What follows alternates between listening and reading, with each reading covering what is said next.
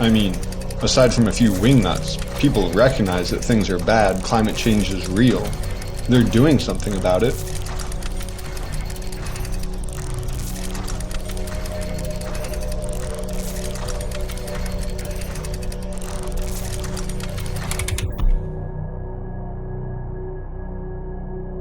Yeah, those in power are taking it seriously. Every year, green investment and green energy production have been growing. Thanks to proactive initiatives by politicians and policymakers around the world, and conscientious investment by major funds and companies like BlackRock, BP, and Tesla. Every year, the Conference of the Parties holds a summit to define the next steps needed to reach a carbon-neutral economy and meet the goals set in the Paris Agreement of not exceeding 1.5 degrees Celsius of global warming.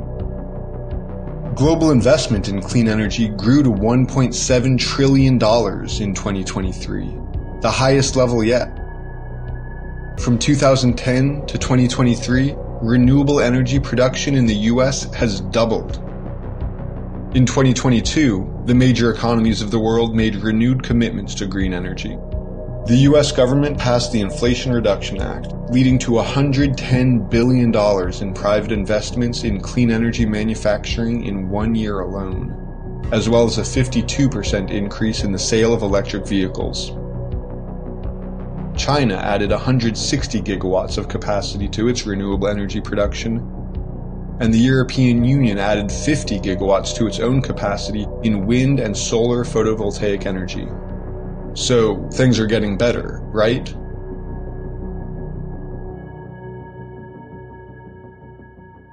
Right?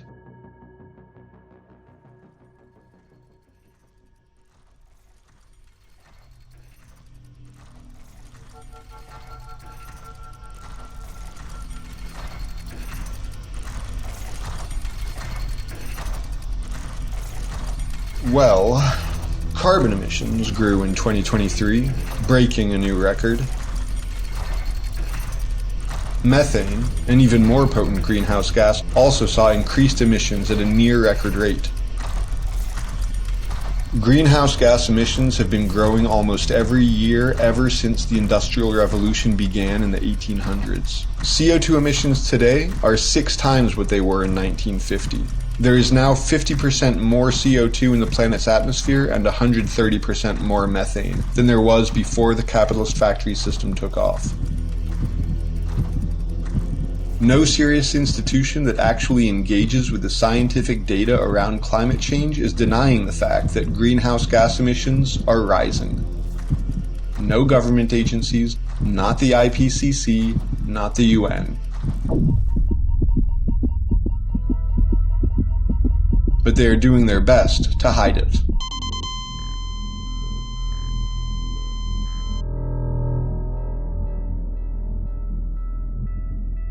On its page about the importance of renewable energy, the International Energy Agency talks as though carbon emissions are dropping year after year, in tandem with the increase in green energy.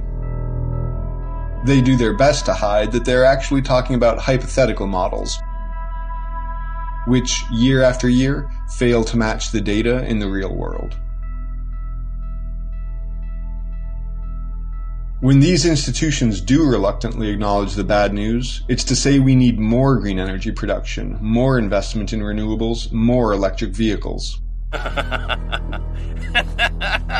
pattern that everyone is hell-bent on erasing is actually pretty simple. Green energy is increasing, and carbon emissions are increasing hand in hand.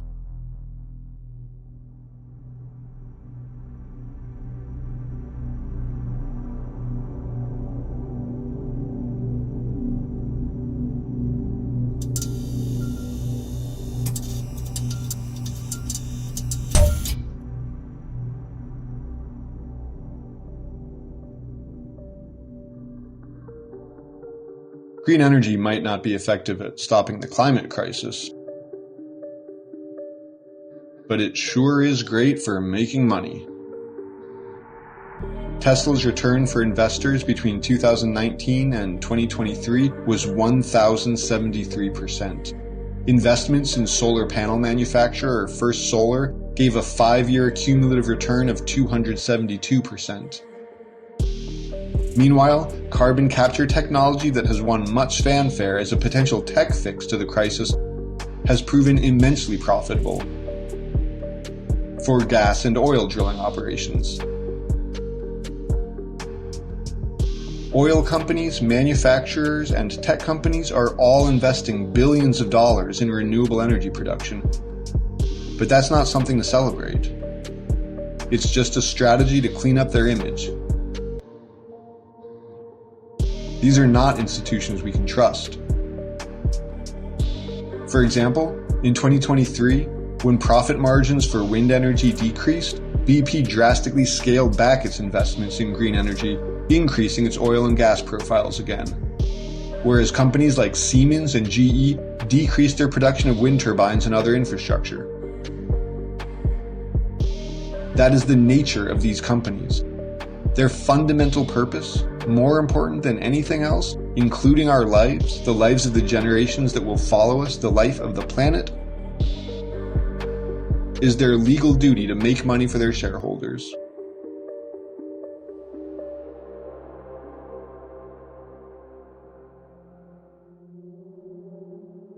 An increase in fossil fuel emissions is the only logical, predictable result of an increase in green energy investment, and none of the experts are admitting that. Anarchists have been trying to warn of this problem for decades, and we've been ignored or repressed as terrorists. Earlier, I alluded to the fact that there have been a few outliers over the last 200 years when carbon emissions actually decreased. Without fail, these were years when capitalism slowed down because of a recession, a world war, or, say, a major pandemic. Now, imagine a pie. No, not that kind of pie. When they talk about fossil fuels versus renewables, they can rely on common sense assumptions to manipulate how people are thinking about the problem. More green energy means less fossil fuel energy, right? Wrong. Capitalism is based on growth. That means the pie keeps getting bigger. So even if total energy from renewable sources grew to take up half the pie, the remaining half a pie is still 10 times bigger than the whole pie was a few decades ago. Because the global economy keeps growing. And we're talking about capitalism here, but state socialism is no solution either.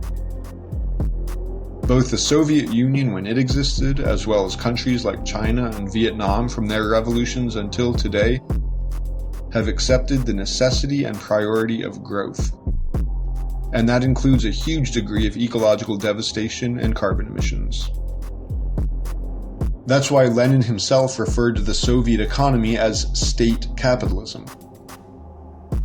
This is a more accurate term for so-called socialist economies since they're still extractivist, they're still growth-based. Capital is still more important than health, happiness, or freedom. Both the socialist and the US-led systems involve state planning. The only difference is a question of degrees. The clear cause of global warming is the industrial, growth-based system that has been forced on the entire planet. But before industrialization, before global capitalism turned to fossil fuels, capitalist growth was a major driver of deforestation and the enclosure of the commons. Enclosure, turning the land into private property owned and controlled by a wealthy few, impoverished the masses on so many levels. It stole our ability to feed, house, and clothe ourselves through a sustainable relationship with the ecosystem. It made us dependent on our exploiters for our very survival. The enclosure and destruction of the commons criminalized humanity's connection, our relationship of mutual aid with the rest of this living planet. There is no solution to this crisis as long as capitalism is around, because capitalism is the crisis. But it goes deeper than that.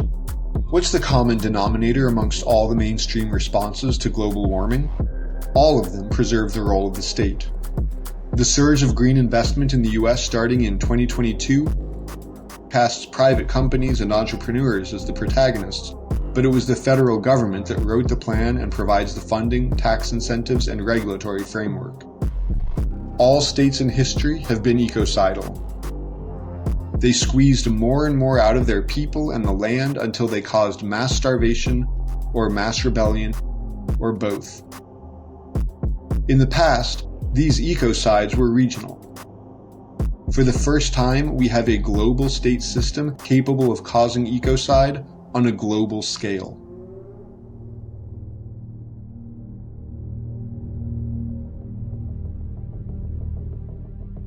It's not just a climate crisis.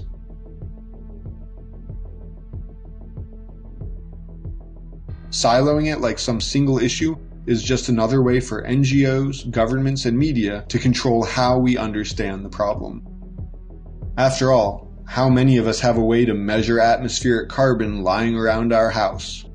Now, how many of us can notice changes in the weather, changes in the soil, changes in bird and plant populations around us? One more. How many of us are invited to these international conferences where they come up with the supposed solutions to the crisis? And on the flip side, how many of us have the ability to participate in movements against borders, for free healthcare and food autonomy, against prisons, for the commons? The NGOs take in huge amounts of money, greenwash corporations and governments, and the methods they are promoting are a proven failure. Is it a coincidence that they help the media and the police to demonize us as terrorists, when we're the ones with the strongest, most realistic responses to this crisis? The NGOs are a lucrative scam, and part of the scam is silencing any realistic alternative.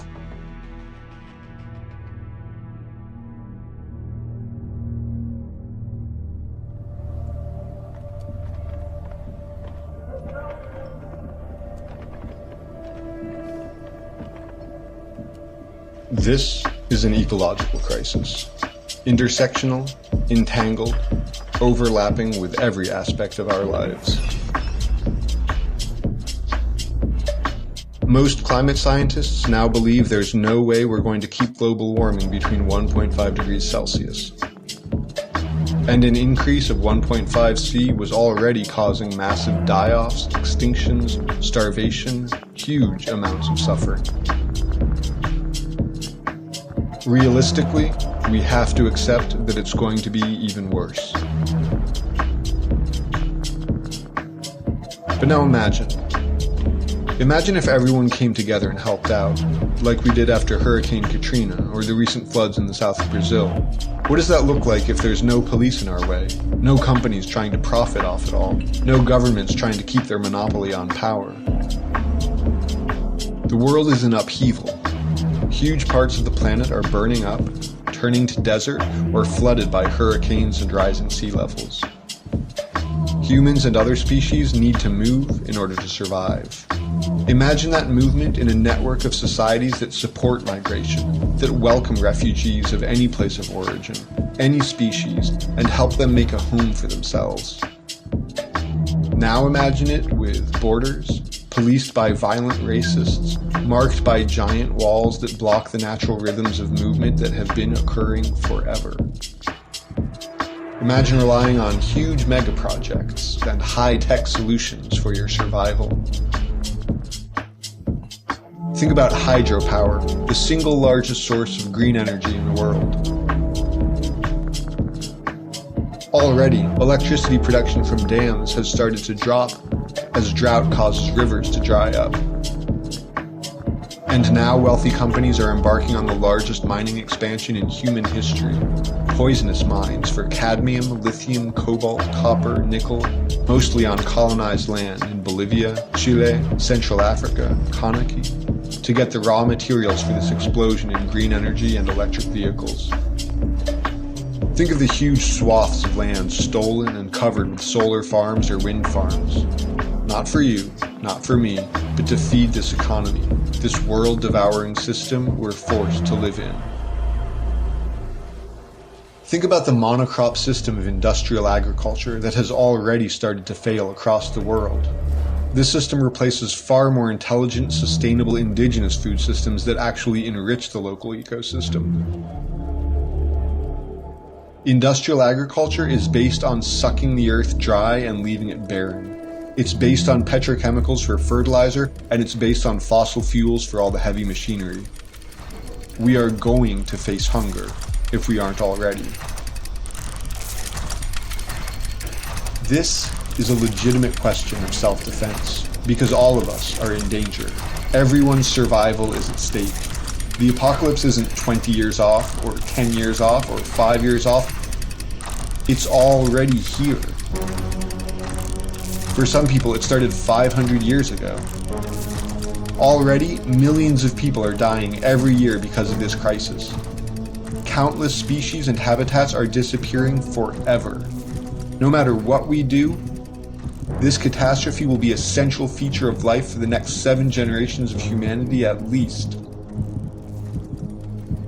But if we don't destroy the sources of this problem and shift towards societies of survival, societies of healing, it will be much, much worse.